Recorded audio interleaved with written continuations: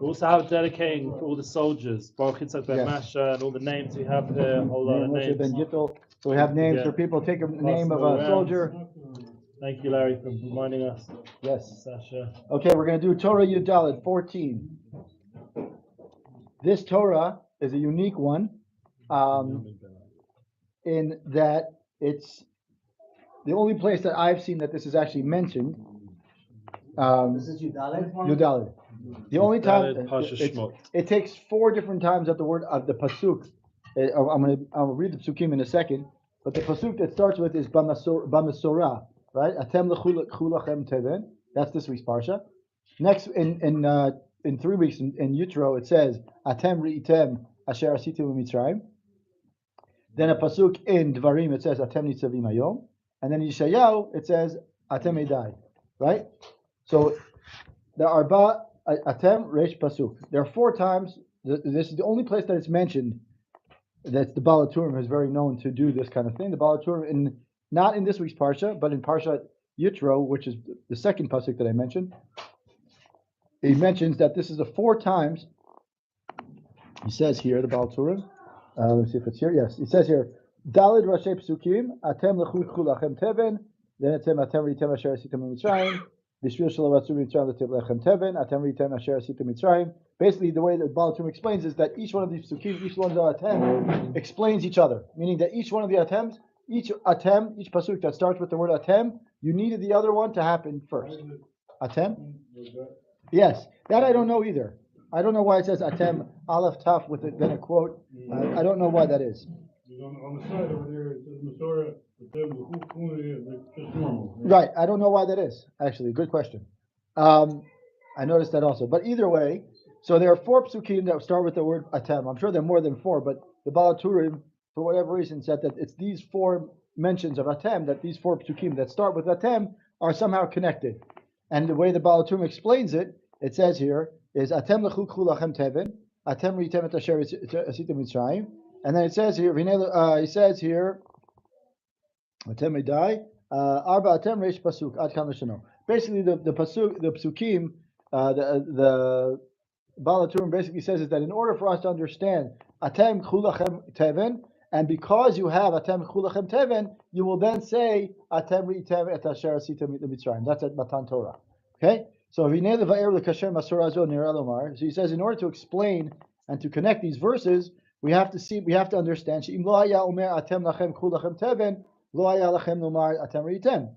אבל עכשיו שאמר אתם לכם קחו לכם תבן, יכול לומר אתם ראיתם.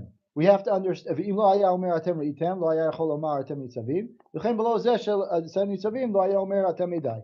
Basically he's saying is that without the first one, you couldn't have the second one, and without the second one, you couldn't have the third one, and now without the third one, you couldn't have the fourth one. So now, of course, the Zera Shimshon is bothered by this entire Baal HaTurim, if you will. Not bothered as much as I need to understand the connection. I need to understand the connection between these 4 psukim to really to say is, that's a bold statement that the Baal HaTurim is making, and it's not quoted in any other midrash, because if he was, then Zera Shimshon would probably have quoted the midrash itself as opposed to the Baal HaTurim. So that being said, he basically says we have to understand what's the formula here, or how are these 4 psukim connected. And basically he's saying is that there's some sort of pattern that emerges, and basically that each pasuk, the previous pasuk, resolves a difficulty with the pasuk that's about to come next. Okay, so this is what he says. That's exactly what he's saying. He's basically there's a problem with the first pasuk, and therefore the second pasuk answers it. So he says here, the first pasuk you have seen, right? Atem ritem. That means the second pasuk atem ritem asher asitim mitzrayim. That mashenit kashu rishonim al godal hamakot shenit yasru hamitzrim bishvil Yisrael. It is that atem ritem is that alludes to the punishments, right? The suffering that they were inflicted upon the Egyptians for. One might ask that. Hold on a second here. Pasuk atem ritem. We can ask that what you have seen what I did to Mitzrayim, right? In other words, you saw what Hashem is saying, that you Bnei Israel, saw the suffering that I just inflicted, the pain and the suffering and the punishment that I just inflicted Mitzrayim for causing all the suffering that Bnei Israel did, you can ask, right? That means that the Rishonim, not the first people, but rather the Rishonim themselves ask, right? Says is the Rishonim asked the question, okay, Bnei Israel suffered, no one's questioning that. But look at the level of, it wasn't a, what's the word that you use today? Proportionate. Right, it wasn't a proportionate suffering, right? Right, it wasn't proportionate, exactly. And that's the Rishonim asked the question right here, right? We don't have to think about it anywhere else, right? Look, I'm not making it up. It's literally right here, right? He says here, Agodel hamakot Yisrael mitzrim b'shvil Yisrael, right? The great plagues that the Egyptians suffered on account of the Jewish people, right? It's not proportionate. I'm not making it up, right? Right? Didn't Hashem say that Bnei Israel would indeed? What does Hashem say? They're going to endure suffering. Exactly. Right? Why were the Egyptians punished for enslaving? Why were the Egyptians punished? We knew that they were going to get. We knew Bnei Israel were going to suffer. Right? We knew that from the time of Abraham already. So we knew that it was going to happen from the time of Abraham already. So then. It's not really, it's not proportionate or not right that Mitzrayim gets such a big. They were just a tool. Right, they were just a kli. What's the big deal? We've asked that before, by the way. That question has been raised several times by the Zera Shimshon. And then after there have been many times because they like. Right, they took it to the next level. Yeah. Right, exactly. So he's going to say something like this. He says here, we must answer.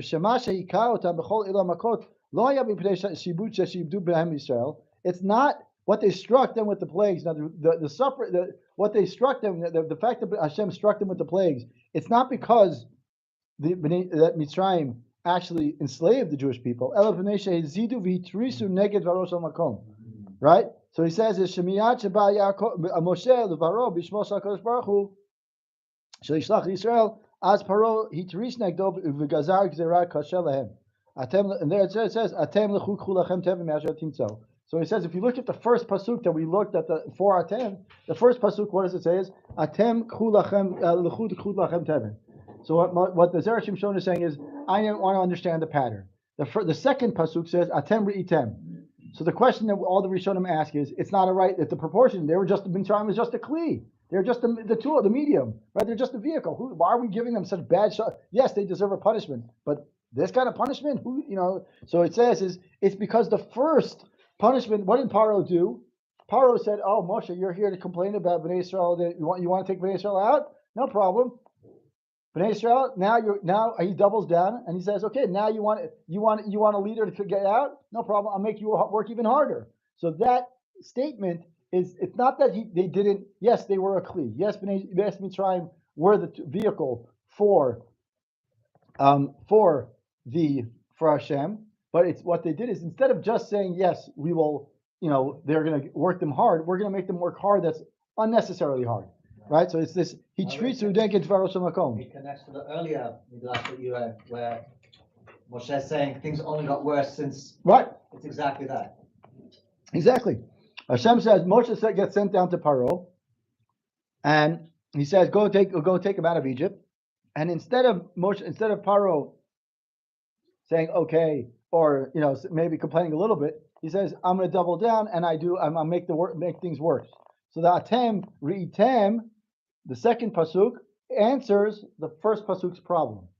Okay? Atem Ri'item et asher asiti leMitzrayim, the suffering that caused Mitzrayim is because of what Mitzrayim did. Atem k'chu lachem, lechu k'chu lachem.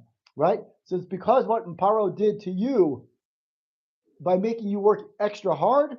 So therefore, you see the suffering you see my suffering. You also see the suffering that I caused to Paro to Mitzrayim. Okay. It wasn't proportionate. It wasn't proportionate, right? Shame. Right. Whatever that means. Okay. Anyway, now that we've Lachen achar she'amar katuv atem k'chu lachem lechu k'chu lachem dahainu zeh azadon shel Paro. This refers to Paro's where he defied Hashem's kind of idea and kind of really defied the whole process. It is possible to say that you have seen what I did to Egypt. דהיינו כל המכות שהבאתי עליהם, אף על פי שגם אתם עבדתם עבודה זרה במצרים, right? Didn't Bnei Israel also serve, do avodah zarah Mitzrayim? The answer is yes. They were memtet sharei tumah, right?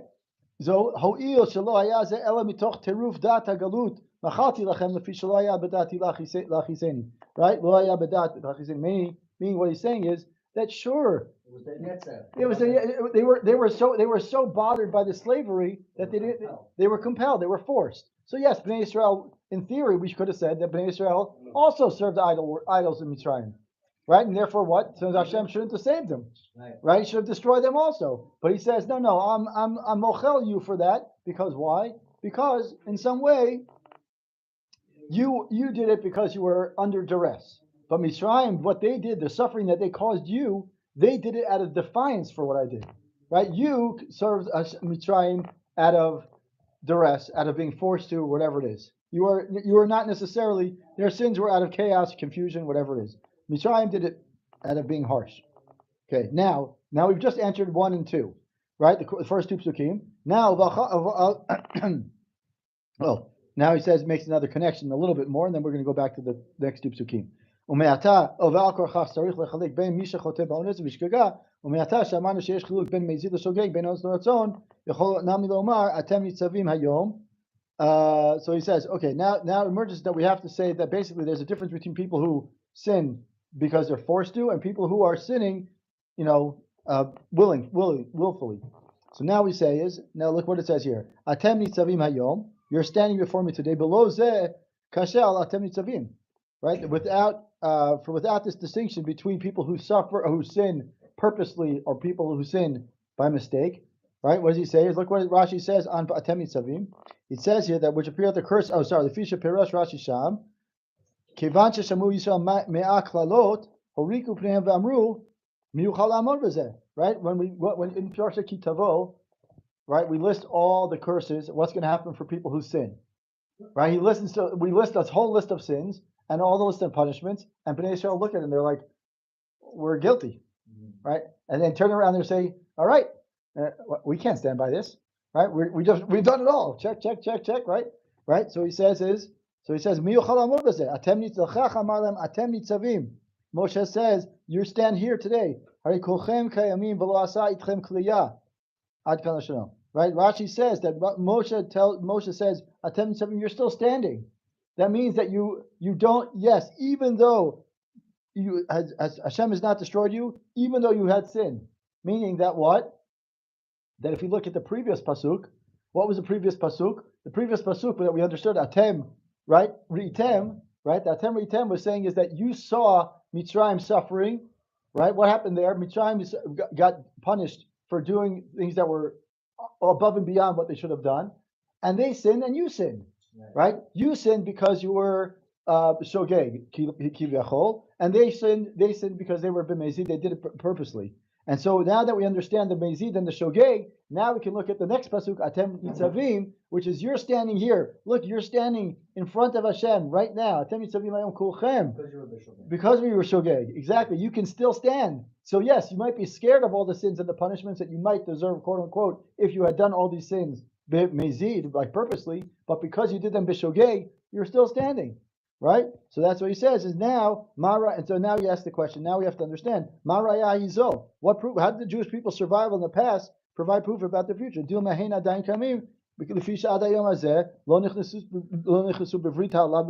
Maybe they just didn't. They haven't entered the covenant, the brit yet. Right, exactly.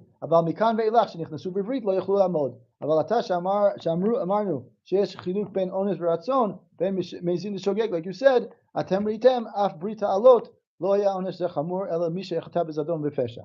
Okay, so basically what he's saying is וזהו אתם ניצבים היום כולכם לפני השם לכולכם, כלומר שכולכם רצונכם לעבור הקדוש ברוך הוא ולא למרוד בו בזדון ובפשע חס ושלום.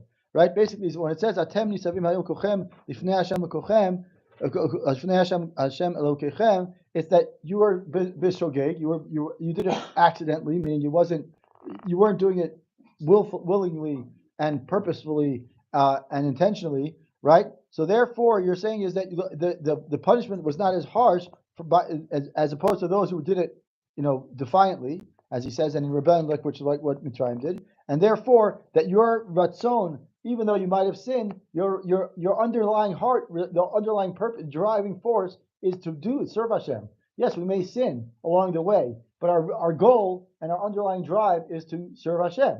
We may sin, but we're still standing, right? Now there's that. We can look at it back then. We can also look at today, right? Perhaps there is among you a man, right, who he will bless himself in his heart, thereby adding punishments, unintentional sins upon it, etc. So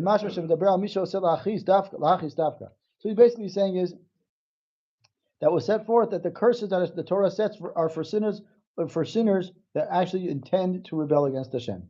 Okay, so now that we've understood that, now we can understand the next verse, Atem Nitzavim Hayom, right? Is where is basically, and we have to now explain how it connects to Atem Idai, which is the last pasuk. Right? Now that once you understand Atem Nitzavim, we can also understand Atem Idai. For without this verse, you are stating Atem Nitzavim, we have to understand Yisrael Kadosh Baruch Hu, Kadosh Baruch Hu, right? What benefit is there, right? What benefit is there for Bnei Israel to testify about Hashem? Right? So it says if we understand, right? It says if we call it like the relationship of a father and a son, then who's pasul for edut? You're right, exactly. They're pasul for edut. Father and son are pasul for edut. Exactly. Right?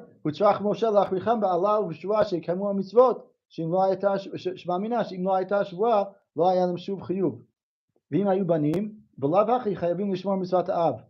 אלא ודאי צריך לומר שמה שקוראים בנים אין מחמת קורבה, אלא לשון חיבה. Okay, so he says, however, he's saying is that the Atem Nitzavim Kolchem is, which indicates that Moshe had to force the Jewish people with a curse, meaning that basically a curse and the oath to fulfill mitzvot. We see that without the oath, they would not be under obligation to obey the commandments. Basically, he's saying is that he says here,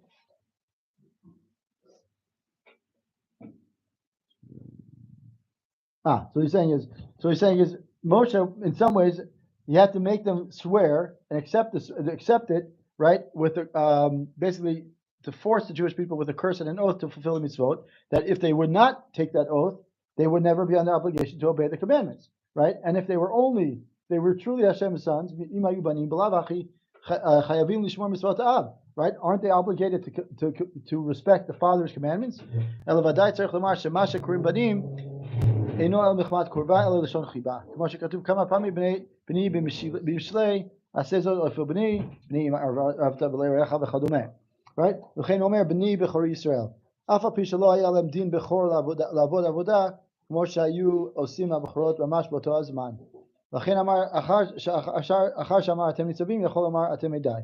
Right? So basically what he's saying is that because they were accepting Atem Nitzavim, because they accepted Hashem's covenant, the oath, the brit, right? Because they're standing there and accepting the brit, then they can say is now you're because you've accepted the brit, now you can become you're kosher for edut, right? You can't be kosher for edut if you're just a father and a son relationship, and it doesn't mean literally a father and son. It means a father and son means the relationship between a father and son. It doesn't mean that we're actually like a father and son, like we always say. Right, we're not actually father and son. It's right. It's kivani, right, kivani, right, exactly.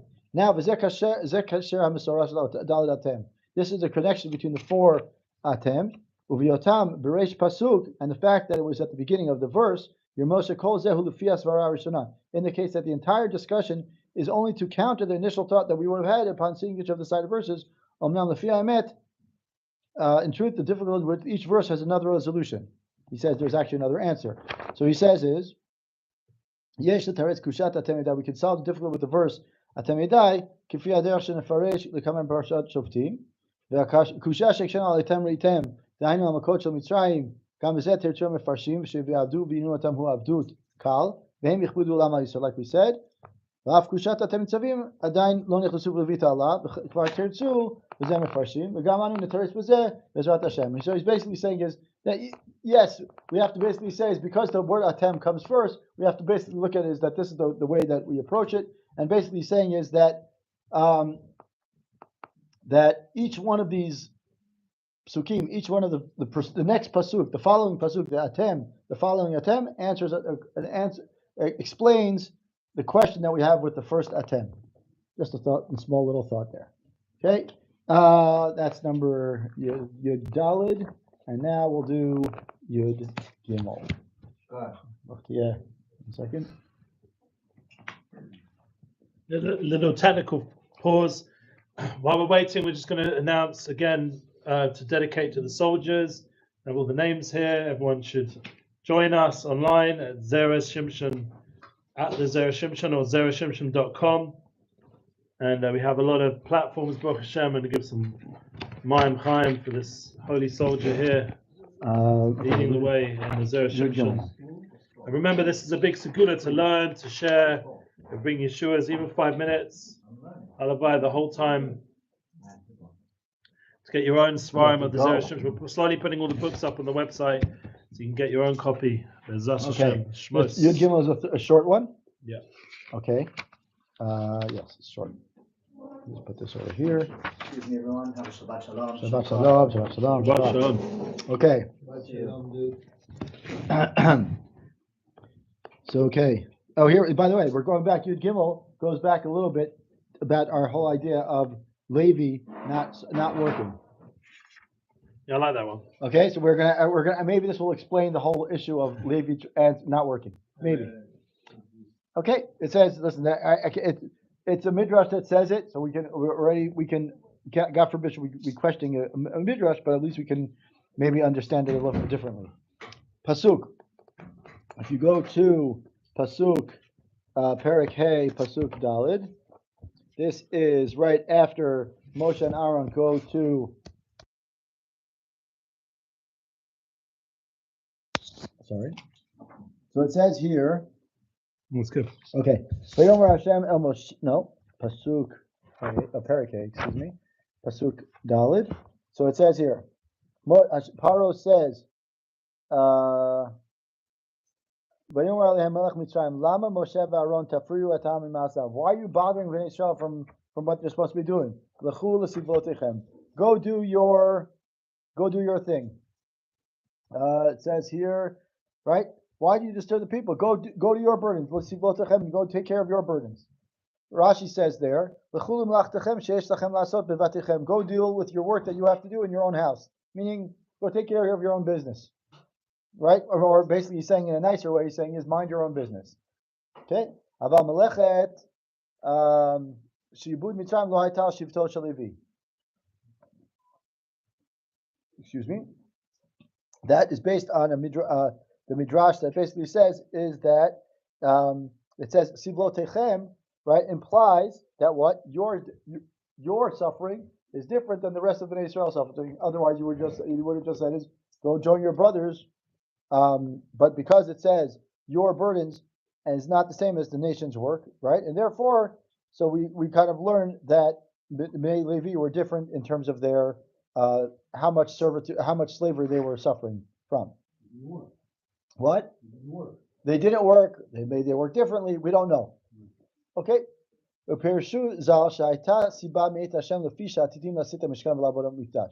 says here that the reason behind this is that because Bnei Levi were going to be in the future going to be carrying the Mishkan and be the servants of the Mikdash, they were going to be such special servants of Hashem, right? Hashem basically says, okay, you're patur from slavery in Egypt. Okay. Now that might be the easiest answer, Yaakov, as to why they didn't work. It's because Hashem didn't want them to work, because if they're going to work so hard now, they won't have the energy and they won't be inspired to work later. I mean, their only goal is to be working in the Mikdash.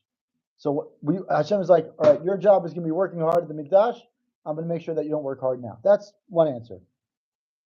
Umakshim, right? Halo stama katuv ki ger yazarcha be'eretz lo lahem va'abudum minotam va'af shevet libi b'chal zarcha ve'echav shar shalom nitkayim behem gzera zo. Right? Simple question. How is it possible? Didn't we just say that Avram was told in the Brit Ben Avitarim, right? when Hashem tells Avram, when Hashem promises Avram that you will be, you will go to Eretz Yisrael, right? Doesn't he say to them that all your nation was going to go down and suffer? So how could you say that all nation isn't Levi part of this whole nation? So how can we say that one nation is what? If it's the whole nation, then it's the whole nation. If it's not the whole nation, say that part of the nation is going to suffer, not the whole part, right? You can't have it both ways, right? So the answer must be. Okay, so this is what he answers here. So he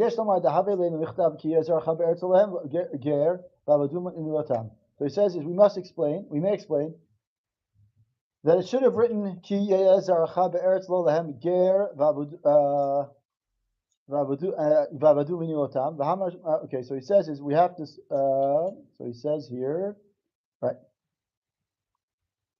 Okay, we should have written the sentence that Ger Yezaracha, the book that says Ger Yezaracha be'eretz lo lahem v'avadu v'nilotam, right? Which should have been written. It should have said Ki Yezaracha be'eretz lo lahem ger. The pasuk, the Zera Shimshon reorganizes the pasuk a little bit so that the word ger is not the first part of the pasuk, but rather it's in the middle, right? And why does he say that? And they will serve them and they will oppress them, right? They would just indicate that all of our Bnei Israel are part of Avram's offspring, and therefore they are liable to be oppressed. And because it says ger, because it says the word ger, meaning sojourners or foreigners in the beginning, and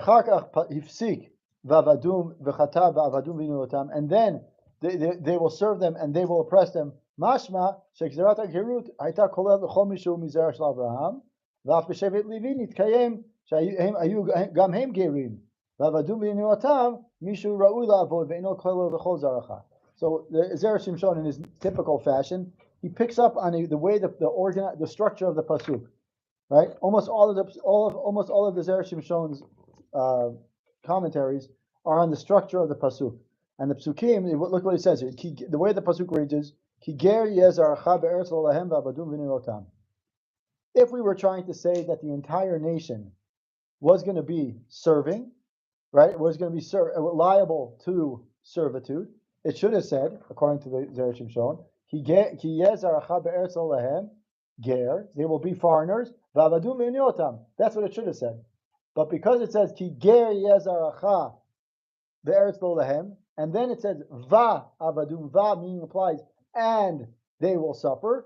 So the way he reads the pasuk, he reads it differently. He says is they will all be foreigners. Ki ger yezaracha be'eretz lo lahem. Va'avadum is a separate part of the pasuk. Va'avadum means that they will work, but they will work and they will work means that there's a separation between Levi or one part of the nation and another part of the nation. That's how he reads it. All right, and it does not include all. Not all of those considered your offspring. According to this approach, if we look at it this way, right, the first clause of the first part of the pasuk, right, applies to the entire nation, and the second part only applies to all of the tribes except for Levi, who are to suffer. In other words, Levi was not part of the suffering. Another approach. He gives another approach. The El Yeshlamar the Itaba Midrash al pasuk Vayakom El Chadash. Shemet Yosef, right? As we know that the pasuk, like the pasuk in this week's Parshat, the beginning, it says, "Vayakom el Chadash asher lo yadat Yosef." That when Yosef died, Heferu brit milah. Amru nihiyah kamitzrim. This was a good one also. Okay, so he says here. So it says Moshe, when Yosef dies, Bnei Israel decided to do what? They decided let's assimilate. Let's stop doing brit milah. Right? Once Yosef's out of the picture, who we know that Yosef was known for. When they left Eretz Mitzrayim. What? When they left Mitzrayim. Yes, they have to have a brit, exactly. They have to have a brit. Well, no, we're going to get to not a brit. No.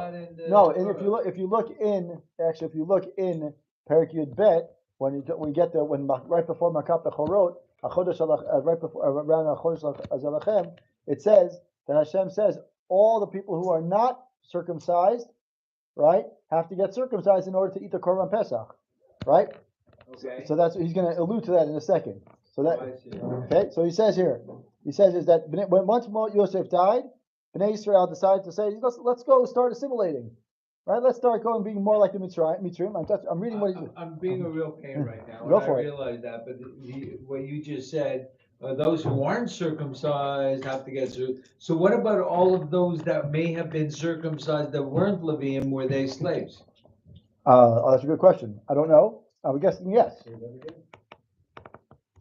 One of the reasons Zera Shimshon is giving here that they weren't slaves is because they were circumcised. The Levium were circumcised. No?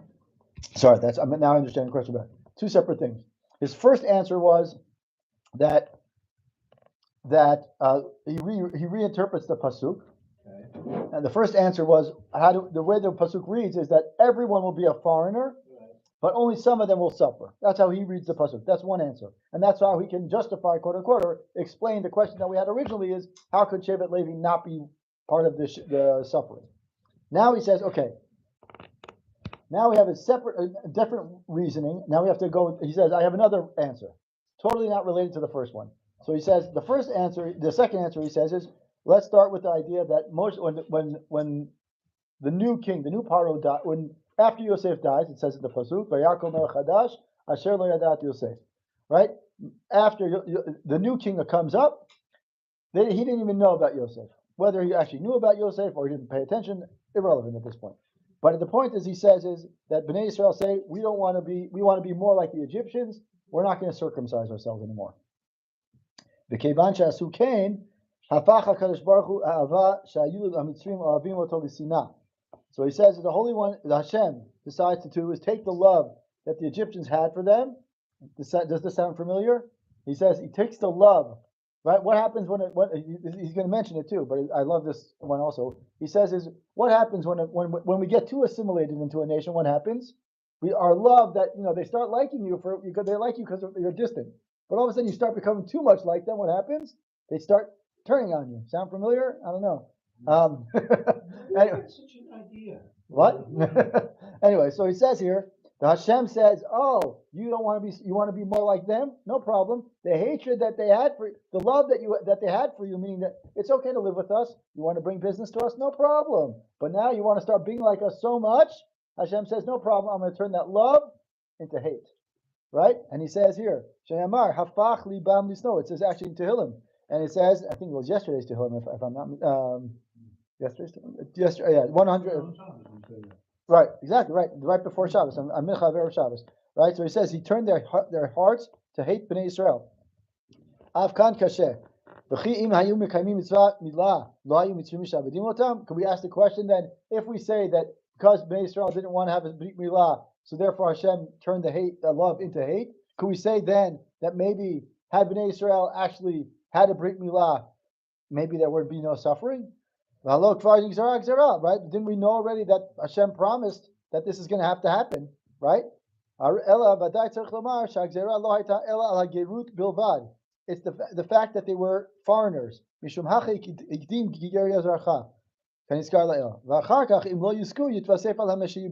So he's saying is that the basic decree that Hashem tells Avram is, you guys are going to be foreigners in a foreign land.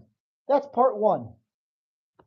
Foreigners doesn't mean that you have to assimilate. It just means that you're not living in the land that you're supposed to be living in, right? So the way that Zera Shimshon answers the question, he says is, if we reread that pasuk that Hashem promised Abraham that they will be foreigners in their land, it's two parts. Part one is they're going to be foreigners. Part two is there's going to be suffering. But part two only happens if you don't take care of part one. Right? Meaning, if you take yourself and you say, "I want to be a foreigner," what happens? May live in Galut, but I'm keeping myself. If you take the word itself, sojourner, Right. that is not a permanent thing. Right. That means that you should not assimilate. Correct. That's exactly what he's saying. And he's saying is because they decide not to become because they didn't look at themselves as foreigners. Rather, they said, "Well, I'm already here. I might as well become part of them." So then, what happens? So Hashem says, "Well, if that's the case, then I'll throw down the suffering, right? Because what should have happened is that they become foreigners in a foreign land. But that foreigners doesn't mean that you assimilate 100%. He just wanted you to be foreigners. But now he's saying, so that's what he says here. Im lo yizku would not be worthy, then Hashem says, I'll add slavery to it. This is what he says. He says, because Shevet Levi didn't violate the covenant of Brit Milah, Ki Shamru Mevorachim, as the pasuk says in later on, Shamru in Dvarim, it says Shamru Mevorachim v'ritcha yutzaru. Minadin haya shelo hayu nami b'chlal shivud ela b'chlal gerut. Right? They were going to be part of the gerut, being the part of being a part of being a foreigner, but not part of being suffering, because they never, because they upheld the mitzvah Brit Milah. V'derech zeh nami yuvan hapasuk ki ger yazarcha be'eretz olahem shelichora be'eretz olahem hem dvarim mutarim sharei dai lomar ki ger yazarcha pshita shemisha uger eno yoshev b'aretzo. So he says is, if we look at the pasuk even more so, we say is, it seems that the pasuk is almost adding words that are unnecessary. Ger yazarcha be'eretz olahem. If you're going to be a foreigner, doesn't that by default mean that you're going to also be in a land that's not yours? Right? It's a simple question, right? But according to what we just said, it's very appropriate. Right? Hashem's decree was as follows: if the people will live in a land that's not there, and it will be noticeable and known that they are living in a land that's not them, meaning that they're temporary residents of a foreign land, right? That they're different, distinguishable from the Egyptians or from any nation in this case. That they have Brit Milah. Then only then you can say is that the only Zera will be that you're foreigners, right? Right? But if they will not be in a land that they're not their own and will not distinguish themselves, and they say, I want to be more like the Egyptians, right? Then you're not really saying that you're foreigners. What are you doing? You want to be locals. You don't want to be foreigners anymore. So then he says, so he says, so basically what he's saying is that Bnei Israel took it one step too further. And why did Levi not suffer? Is because they upheld the Brit Milah that the rest of Bnei Israel didn't uphold. 9:54, exactly. Let's say Baruch Hashem. What? Just start telling. You're good. Baruch Mordecai. Good. Keep sharing the love. Everything is good. Yeah. Good Everything Shabbos. is Shabbat Shalom. great. Shabbos Mevorachim Not in Chodesh. the middle of it, Shvat. hatred. What's going on? Be